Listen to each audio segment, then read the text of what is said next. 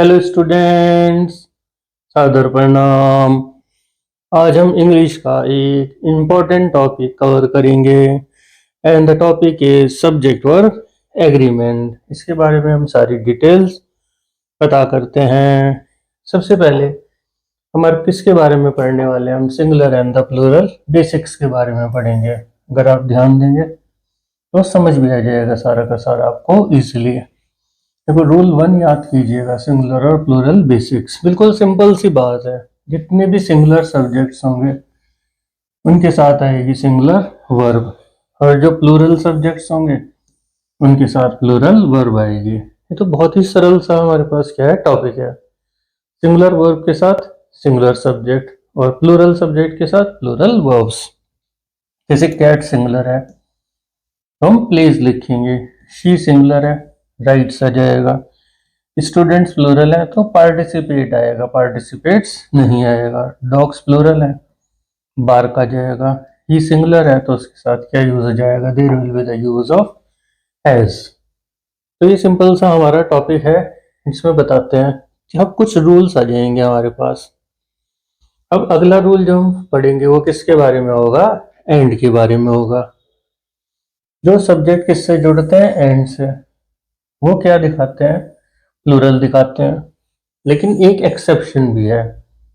अगर वो सेम चीज या सेम पर्सन को रेफर कर रहे हैं तो आप हमेशा किसका यूज करेंगे? Singular verb. अब आप कहेंगे कैसे? जैसे राम अलग है, श्याम अलग है तो आर। ब्रेड एंड बटर एक साथ ही खाए जाते हैं तो कॉम्बिनेशन में यूज हुए तो is. The poet and novelist अब एक ही है तो हैज आ गया। टीचर्स स्टूडेंट्स दोनों ही प्लूरल हो गए तो हमारे पास प्लूरल वर्ब आई। स्लो एंड स्टडी एक ही माना जाता है तो उसके साथ है will। मतलब अगर एंड सेम चीज को रिप्रेजेंट करता है तो सिंगुलर, अलग अलग है तो हमारे पास क्या हो जाता है? It becomes absolutely plural. वैसे तो ज्यादातर ये प्लूरल ही आता है, लेकिन एक्सेप्शंस पढ़ना भी बहुत नेसेसरी है। अब हम और नॉर के बारे में बात करेंगे। जिस फॉर्म में ये यूज होते हैं हमारे पास, किस फॉर्म में? जैसे आइदर और, नाइदर नॉर। तो इसमें सिंपल सा रूल है, जो वर्ब है वो किससे एग्री करेगी? Nearest subject.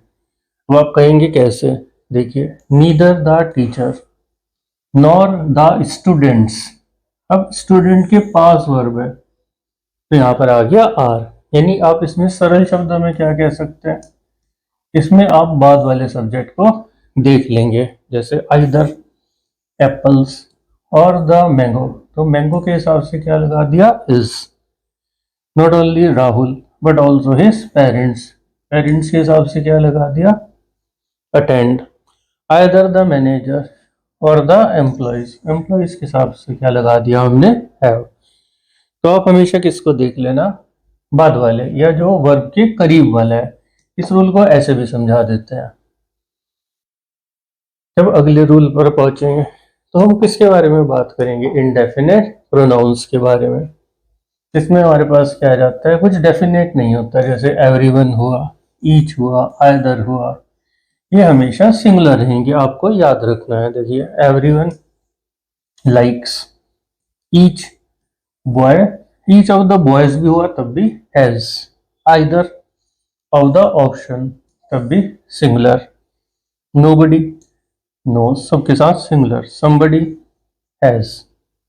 सम बॉडीज तो हो ही नहीं सकता। तो ये हमारे इंडेफिनेट प्रोनाउंस भी हमेशा क्या रहेंगे? They always take the singular sense. तो थोड़े स्पीडली हम चल ही रहे हैं, स्लाइड्स है तो उसको थोड़ा सा लोड होने में हमें समय लग जाता है। अब हम कलेक्टिव नाउन्स के बारे में बात करेंगे। जो कलेक्टिव नाउन्स होते हैं जैसे टीम, क्लास, फैमिली, ये हमेशा क्या रहते हैं? हमारे सिंगुलर रहते हैं। अगर ये किसकी तरह काम करते हैं? Just like a unit.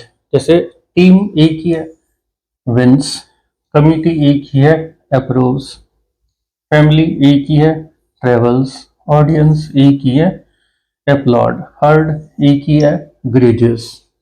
लेकिन इसमें भी ध्यान रखिएगा, अगर ये ग्रुप डिवाइडेड हो तो ये कई बार प्लूरल भी बन जाता है। जैसे अगर ज्यूरी है तो singular, jury members were divided. Group के भी टुकड़े अगर हुए फिर वो किस में जा सकता है? एब्स्ट्रैक्शन में एक एक्सेप्शन बन सकता है प्लूरल में। अगली बात करते हैं हम। अब हम किसके बारे में बात करेंगे, कुछ एक्सप्रेशन जैसे लॉट ऑफ, सम, मोस्ट। तो ये किस पे निर्भर करते हैं, नाउन के ऊपर। जैसे a lot of water, water singular माना जाता है is, some students plural are. अब सब्जेक्ट को देखेंगे, most of the cake is, 2/3 of the work is. तो इसके सब्जेक्ट को नोट कीजिएगा इन वर्ड्स में। ये नंबर ऑफ बुक्स, इसको नोट किया, बुक्स को तो आर। तो इस तरह ये लॉट ऑफ, सम, मोस्ट, ये किसके ऊपर डिपेंडेंट होते हैं, नाउन के ऊपर। जिस नाउन को भी वो क्या करते हैं, डेफिनेटली डिस्क्राइब करते हैं। अगली स्लाइड पर चलते हैं इसी बात पर। जो हमारे टाइटल्स होते हैं, इसी तरह बुक्स के टाइटल हो गए, कंट्रीज हो गई, ये सब सिंगुलर रहते हैं। अगर आप, लेकिन एक्सेप्शंस हम बाद में देखते हैं। जैसे the United states has, the Alps is, क्योंकि हम इन्हें कलेक्टिवली ले रहे हैं। Mathematics is, Harry Potter and the chamber of secrets is, Philippines is. तो ये ज़्यादातर हमारे पास क्या रहेंगे, अगर प्लूरल में भी आ रहे हैं तो ये सिंगुलर रहेंगे हमारे पास। अब आप कहेंगे इसमें दा कैसा आ गया। जिन कंट्रीज के नाम प्लूरल में होते हैं उनके साथ दा लगता है। वैसे तो इसका रूल नहीं है हमारे डिटर्मिनर्स का। अब नेक्स्ट हमारे पास आ जाएगा ईच, एवरी वगैरह। जितने भी वर्ड हैं, ईच हुआ, एवरी हुआ, मैनी हुआ, ये हमेशा क्या रहते हैं, दे ऑलवेज रिमेन सिंगुलर। जैसे each receives, every seat singular is, many a student has फिर singular, each of the painting फिर singular, every dog and cat needs। तो ये तीन वर्ड तो आप याद रखिए, ईच, एवरी, मैनी है। जब भी ये इंग्लिश में आएंगे हमेशा ये कौन से फॉर्म में रहेंगे, हमारे सिंगुलर फॉर्म में ही रहेंगे और इनका कोई भी चेंज नहीं हो सकता। ये थोड़ा सा मैंने आपको रूल दोबारा डिस्क्राइब किया, ये सबसे ज्यादा पूछा जाता है हमारे पेपर में। जब इधर और होगा, नेदर नॉर होगा, नॉट ओनली होगा, तो आप कौन सी वर्ब को देखें जो सब्जेक्ट के करीब है। जैसे अब कोच को देखिए, इसको ध्यान ही नहीं देना है पहले वाले को। कोच के हिसाब से इज, एक्टर्स के हिसाब से आर, मदर के हिसाब से एंजॉयज, वैलेट के हिसाब से वॉज, और स्टूडेंट के हिसाब से क्या आ जाएगा, there will be the use of the verb. तो सिंपल से हमारे पास क्या है, रूल्स चलते हैं। बस पेपर करते हुए हमें याद रखना पड़ता है कि कम से कम हम इन रूल्स का यूज तो करें। अगर पता होंगे तो डेफिनेटली आप यूज कर सकते हैं। अगला रूल बहुत जबरदस्त है, as well as, along with.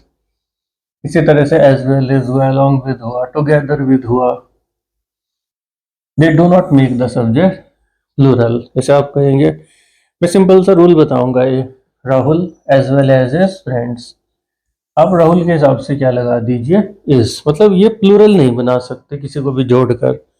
The principal along with teacher, इसको आप सिंगुलर नहीं बना, प्लूरल नहीं बना सकते, it is singular attends.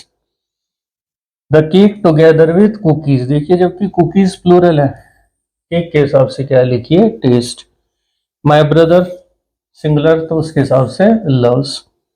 The actor singular has.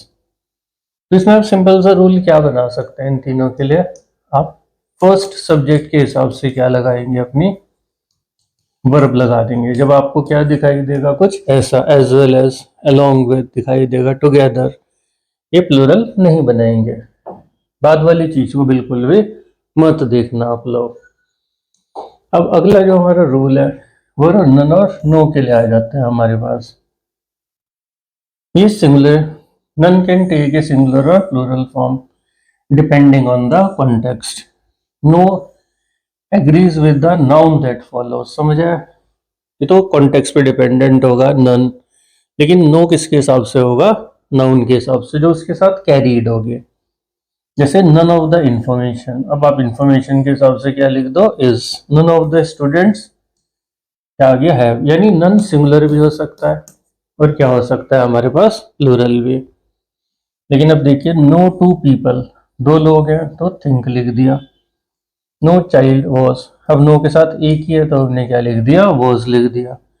अब नन के साथ केक्स था तो हमने क्या लिख दिया, आर लिख दिया। बेसिकली बात क्या है, ये दोनों ही किस पे डिपेंडेंट होते हैं, जो इसके साथ जुड़ा हुआ सब्जेक्ट होगा, आप उसको क्लोजली नोट कर लें।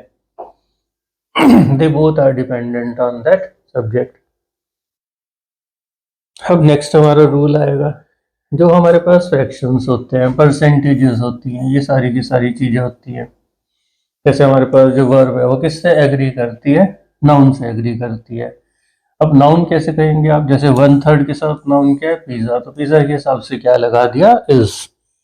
50% ऑफ द स्टूडेंट्स, स्टूडेंट्स है तो क्या लगा दिया, are. 3/4 of the work, work के हिसाब से क्या लगा दिया, इज।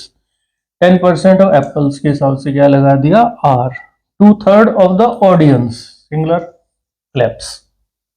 तो क्लियर हुआ, ये किस पे निर्भर करेंगे सब, जो सब्जेक्ट इनके साथ है। तभी तो इसका नाम सब्जेक्ट वर्ब एग्रीमेंट है। बेसिकली हम इसको स्टडी करेंगे, इसके सब्जेक्ट को। अब अगले रूल में देखिए, इन सेंटेंस में हियर आ जाएगा, हमारे पास क्या आ जाएगा, उसमें भी सेम रूल चलेगा। ये भी किस पे निर्भर होंगे, अपने सब्जेक्ट पर निर्भर होंगे। जैसे there is a book on the table, there is, या किताब है। हियर आर, कीज के हिसाब से क्या लगा दिया, आर। अब गेस्ट है, वर। Here comes the bride, bride एक है, comes. There has been an accident, अब देखिए यहाँ पर हमारे पास क्या है, एक्सीडेंट है, तो हमने क्या लगा दिया, हैज। तो हमेशा यही नहीं होगा कि आप इन्हें प्लूरल ही मानकर चलेंगे, ये कुछ भी हो सकता है, डिपेंड किस पे करता है, जिस सब्जेक्ट के साथ ये जुड़े हुए हैं। अब कुछ वर्ड्स हमें क्या लगते हैं, इंग्लिश में प्लूरल लगते हैं। जैसे फिजिक्स हुआ हमारे पास, ये देखिए physics, news, mathematics, economics, measles, लेकिन सब क्या रहेंगे हमारे पास, सिंगुलर रहेंगे। नोटिस कीजिए ध्यान से, एक बार पढ़िए, देखिए सबके साथ क्या आ गया, सिंगुलर वर्ब्स आ जाएंगे। ये जरूरी नहीं है कि जिस वर्ब के लास्ट में आपको, वर्ड के लास्ट में एस और एस दिखाई दे कि वो हमेशा क्या होंगे, प्लूरल ही होंगे। इसी तरह से डिस्टेंस हुई हमारे पास, या टाइम हुई, या हमने किसके बारे में बात करी, मनी के बारे में। जब ये सिंगल यूनिट की तरह आते हैं तो आप इन्हें सिंगुलर यूज करेंगे। अब आप कहेंगे कैसे, जैसे 10 किलोमीटर्स लग तो रहा है, प्लूरल आएगा इज। 5 years लग रहा है, प्लूरल आएगा इज। 2000 लग रहा है, रुपीज वॉज। 50 मिनट्स क्या लग रहा है, प्लूरल, लेकिन आएगा सिंगुलर। 3 hours लग रहा है, सिंगुलर, प्लूरल लग रहा है सॉरी, लेकिन आएगा सिंगुलर। तो जब ये सिंगल यूनिट की तरह यूज होते हैं तो इन्हें डेफिनेटली किसकी तरह यूज किया जाता है, एक प्लूरल की तरह यूज किया जाता है। तो उम्मीद है कि मुझे आपको ये सारे के सारे रूल्स क्लियर हुए होंगे। इसको दोबारा सुनिए, एप्लीकेशन करके देखिए अपने सैम्पल पेपर्स में कैसे सब्जेक्ट एग्रीमेंट अप्लाई हो रहा है, ये एब्सोल्युटली क्लियर हो जाएंगे। Thank you very much.